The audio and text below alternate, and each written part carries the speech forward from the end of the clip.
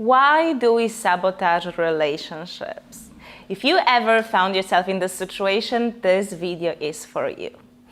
But first, welcome to my channel. My name is Magda K. I'm an intimacy expert, and here I share all the tips, techniques, and wisdom for you to build those beautiful, intimate connections. That starts with the connection with yourself, with the people around you, and especially the ones that you love, and also this deep, intimate connection with life itself. So let's talk about why do we sabotage relationships. You know, this is something that I hear very often from my clients. So they ended the relationship, and now that the relationship has ended, they realize it was actually really good and there wasn't anything wrong with their partner, but now it's too late. So they try to understand their own patterns of sabotaging something that was good. Why were they not able to see how good it was when they were in a relationship? And how can they be sure not to repeat this pattern? And so having these conversations with my clients inspired this video. So I want to show to you what specifically happens that makes us sabotage relationships. Because when you understand this is when you can do something about it. So see, saying that we want to be in a relationship and actually wanting to be in a relationship is not necessarily the same. We very often hold opposite needs. So a part of you really wants something and there is another part inside of you that doesn't. And so that part that doesn't want it is trying to get its way because it has its own needs and it's doing whatever it can to meet those needs. So let me show you an example just to kind of understand this whole pattern better. So imagine there is a company and it has two CEOs. That's already a challenge. But now imagine that these two CEOs have totally different vision for where the company should go. So what's gonna happen? Well, they're gonna fight over resources, eventually exhausting them, pushing the company in two different directions, eventually destroying this.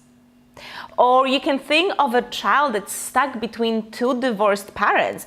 They're kind of fighting over a child. So anytime we're pulled in two different directions, we actually are unable to move forward, we're unable to grow or build anything, and we become torn apart. And so this is what happens with us as well. You'd be surprised that practically every person on this planet has some negative associations with being in a relationship. So you may discover that even though part of you wants to be in a relationship, there is another part of you inside of you that doesn't. And honestly, this turns into a very painful pattern because we all long for intimacy, but then you may become the one who is taking it away from you. So if we have this pattern of sabotaging relationships, we are the ones depriving ourselves from something that we deeply long for. So here's what specifically happens if you have this part inside of you that would rather be single. First thing is how we approach conflict. So conflict is a natural part of all relationships. Now, if you're fully aligned that you do want to be in a relationship, when there is conflict, you approach it with more creativity and more ideas that allow you to turn this conflict into something that actually brings the two of you closer together. It's like, you know, you want this relationship to work, so you're gonna come up with the ideas and do what is needed to make it work. Basically, that makes you a great team player and sets you for success. However, if there is a part of you that does not want to be in the relationship, you'll be approaching conflict very differently. First of all, you will be taking all these situations as a proof that it's probably better to be single. Now remember, this part of you that may not want to be in a relationship, it has certain needs and it's trying to meet them. So anytime a conflict arises, for that part of you, it's an opportunity to meet its needs. It's like, see, here's the proof, we shouldn't be in this relationship, let's take advantage of this possibility and let's get out. So you'll find that it's not as easy for you to come up with ideas that will basically put you in a win-win situation. And instead, you will be creating solutions, if we can call it this way, that will be around win on lose. So how we approach conflict is a huge thing. And again, if you feel torn between wanting and not wanting to be in a relationship, it will be very difficult to move through conflict. Now, the second thing that happens is that you actually create conflict. So you may be causing extra frictions and issues for the same reason, because that part of you tries to get out of the relationship. So by now you may realize, oh my God, it's true. There is a part of me that would rather be single. Or you may be thinking, I don't know, I'm not sure if that's the case. Well, I want to share with you a practice. It's a few steps practice that will help you, first of all, identify if there is a part of you that would rather be single and that may be sabotaging your relationship. And secondly, if you realize that, yes, it is my case, then what to do about it. Okay, so basically this practice will help you get these two CEOs on board to make sure that you can move in one and the same direction. So first thing you want to do is grab your journal and do a little bit of writing. And you want to answer the following questions. If I was single right now, I could, and continue. Another question to answer is, now that I am in a relationship, I really miss, and again, continue writing. Here is another prop for you. I miss being single because. So I want you to write down the answer to these questions, okay? And what's important is that you don't censor yourself. So you just free flow, okay? Keep writing and writing and writing. And when you think like you're done, go deeper. So think of it like, okay, trying to write down 3 pages of something. Because you'll find that at first you're getting some obvious answers, but the deeper needs, the truth is hidden deeper. So we want to continue writing until the subconscious mind starts dictating what you write down.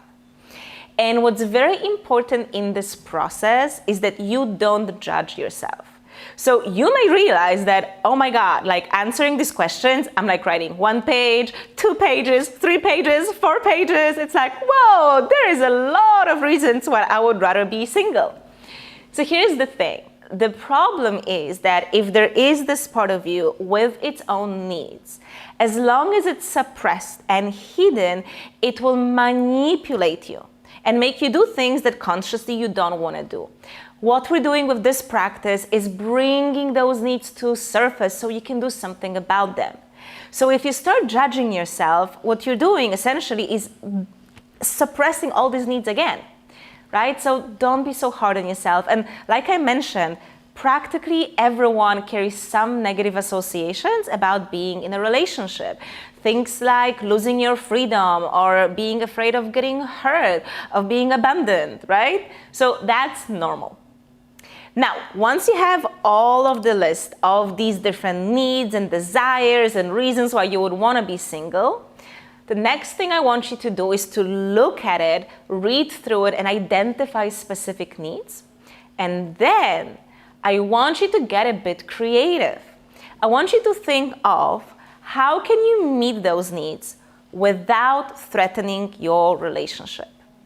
So right now, there is a part of your brain, your subconscious mind, that believes that the only way to meet those needs is if you are single. And that's why it's sabotaging your relationship. It's trying to get you out because it really cares about those needs. But that's just a default mode, because once you really sit on it, you will find ways that may be supportive for your relationship. So let's look, for example, at the need for freedom, which is something that people fear very often, right? It's like, oh my God, I'm losing my freedom now that I'm dating someone. If that is your need, if it's something that you're missing, sure, you can break up and have all of your freedom, or you could, for example, have separate bedrooms or not live together, or decide that every other weekend you're going to spend apart, or do longer solo trips, once, twice a year. And all of these things, they don't sabotage your relationship. In fact, they may even support it because distance creates more desire. If, for example, what you need is novelty, then again, maybe you can do some role-playing, dress up to bring this element of uncertainty, novelty, and something new into the relationship. Now, here is a part that we also need to look at. You may discover that the needs you wrote down actually cannot be met while being in a relationship. And this is the moment of truth. If you realize that these needs are non-negotiable, that they are very important for you, and that indeed right now there is no other way to meet them as long as you're in a relationship, then it may also mean that simply right now a relationship is not for you. And there's nothing wrong about it. You know, I often find it that we say yes to things because of social pressure. And a lot of people get into relationships and stay in relationships because that's like a thing to do, right? According to our society. And maybe for you, an open relationship would be better, at least now at this time in your life. But again, according to the society, monogamy is the only way to be in a relationship. So it's super important that you're honest with yourself, because if that part of you that would rather be single, it's much bigger, much stronger, right? Then you may be better off just being honest and deciding to be single. Because if you don't, you'll be lying to yourself. So you'll be actually disrespecting your own needs, and down the line, unfortunately, forcing yourself to be in a relationship will cause a lot of pain, not just to you, but also to the people around you and the person that you probably care about. Now, I know this may feel a bit scary if you finally realize that, you know what, it's just not what I want right now. And I know that this can be difficult. But again, staying true and honest to ourselves in the long run really is the best choice. Now, one thing that's very important about this practice is that you really have to go deep. This is not something you do in 5 minutes. In fact, you can come back to these steps over the next few days. Because you don't just want to identify superficial needs and superficial easy strategies. Like, you really want to go deep. Identify the root reasons why a part of you may prefer to be single, and really stretch yourself to find these new strategies, because remember, they're not automatically available to you right now. And so if this is something that you would rather approach with someone, this is the practice that I actually do with my clients. So if you would like my support, yes, we can work together on this and look at all of the other aspects to help you either attract or maintain and build a beautiful, intimate relationship. And so check the link in the description of this video if you're watching it on YouTube, and if you're watching it on Instagram, then go to my bio and you will find a link to ask for a free consultation. It's a short application, and we'll get on a call and we'll talk for 1 hour. It's free of charge. And this is for us to get to know each other and understand specifically what happens in your life. Because see, when I work with clients, it's always individual approach and it's deep work. So it's important for me that we get to know each other first and that we feel comfortable and safe in each other's energy. So if you would like my support to really identify those deep root causes why you may be trying to get out of the relationship even though it's good, and then find ways to meet those needs so that you can stay in a relationship and feel happy and satisfied, this is available. Now, my love, I really hope that you enjoyed this video and that you found it useful. And if you did, please give it a like, share with anyone who may benefit from this. And if you would like more videos like this one, make sure to subscribe to my YouTube channel. I try to post a new video every week. Thank you so much for listening. I'll catch you soon. Bye.